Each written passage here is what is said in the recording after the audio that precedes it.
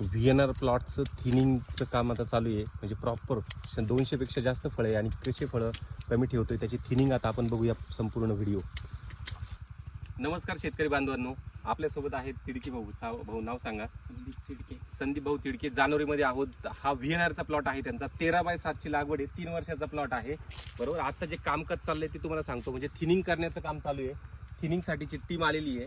बरोबर. झाडाला सेटिंगही प्रचंड आहे. म्हणजे तुम्ही बघायला गेलं तर 200-300 प्लस झाडावरती दिसतं. प्रॉपर पद्धतीने त्यांचं काम चालू आहे. बघा आता हे खाली ड्रॉपिंग झालेली नसून हे आपण प्रॉपर पद्धतीने थिनिंग करतोय. म्हणजे झाडाची प्रत्येकाची जी क्षमता जी असते किती फळं घ्यायची आहे.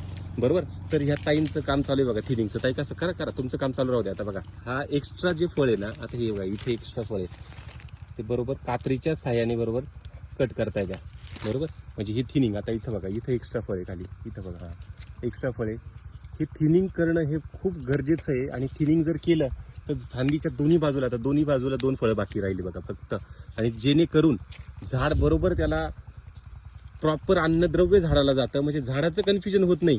बरोबर. आता समजा आता इथं बघा थोडंसं लवकर पिकायला लागलं का, कारण की तो लवकर याला हा पिकून तू पहिले जा निघून. बरोबर ना. म्हणजे हे नको व्हायला. आपल्याला काय करायचंय प्रॉपर साईज मिळण्यासाठी आणि प्रॉपर सगळं नियोजन करण्यासाठी थिनिंग हे सगळ्यात महत्त्वाचं काम आहे.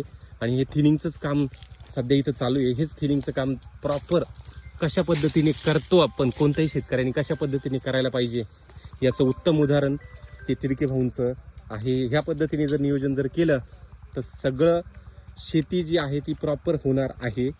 आणि तुमचं जे फळं जे असणार आहे ते प्रॉपर क्वालिटीचे फळं तुमचे तयार होणार आहेत. धन्यवाद.